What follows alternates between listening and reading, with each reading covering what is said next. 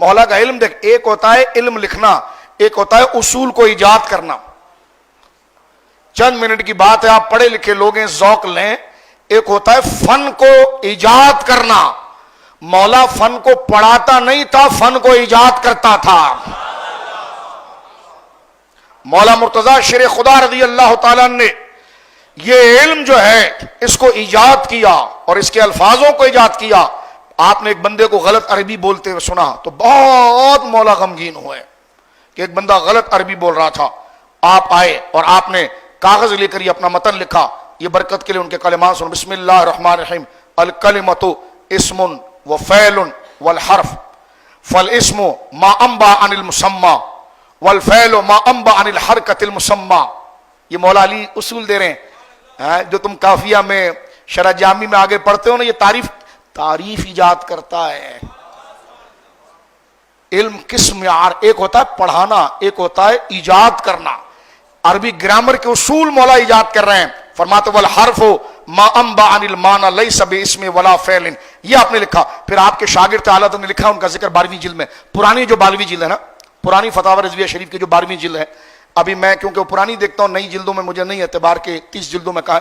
پرانی 12ویں جلد جو 11 کے بعد چھپی تھی، اس میں اعلیٰ حضرت نے قرآن کے اعراب پر پوری بحث کی ہے. اور مولا مرتضیٰ کے شاگرد ہیں ابو الاسود، ان کا ذکر کیا. ابو الاسود کہتے ہیں کہ میں نے حرف کی قسموں میں 5 حروف ناصبہ لکھے. انا، انا، لیتا، لعلا، کانا. اور لے کر میں حضرت کے پاس گیا اور بڑا خوش تھا کہ حضور یہ جو ہے نا نصب والی بحث کو یہ پورا کر لے گا. مولا نے قلم اٹھا کر لائن آگے کھینچی. فرمایا لاکنہ کا اضافہ کرو اس میں. جو گرامر پڑھتے ہیں وہ ذوق لیں گے اس کا. تو یہ لاکنہ کبھی پڑھو نا تو ہاتھ اٹھا کر مولا کے لیے دعا کرنا. تو ابو الاسود نے جب لکھا تو مولا نے، یہ تاریخ الخلفاء میں موجود ہے، لاکنہ کا اضافہ. حروف ناقصہ یہ مولا نے بالترتیب لکھا ہے. حروف جارہ مولا نے بالترتیب لکھوا ہے. عربی گرامر کو مرتب کیا. ابو الاسود کو اصول دیے.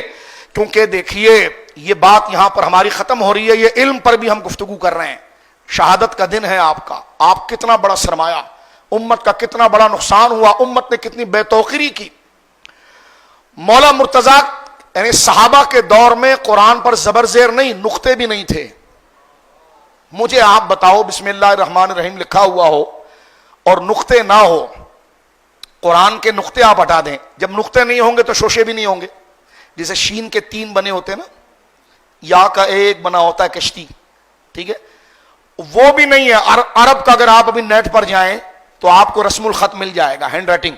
وہ دیکھیں تو بندہ حیران ہوتا. ابھی بھی اگر آپ کبھی حضور کا لکھا ہوا خط کہیں پر برکت کے لیے لکھا ہوا دیکھتے ہیں، آپ پڑھ کے بتا دیں کیا لکھا ہوا. تو جب اسلام عرب سے عجم میں آیا تو ہماری زبان ہی عربی نہیں تھی، تو قرآن کیسے چلے گا؟ کتنی بڑی ذمہ داری تھی. اس پر ایک کام تو کیا حضرت ابوبکر نے جو صرف جمع کیا، جو بہت بڑا کام تھا.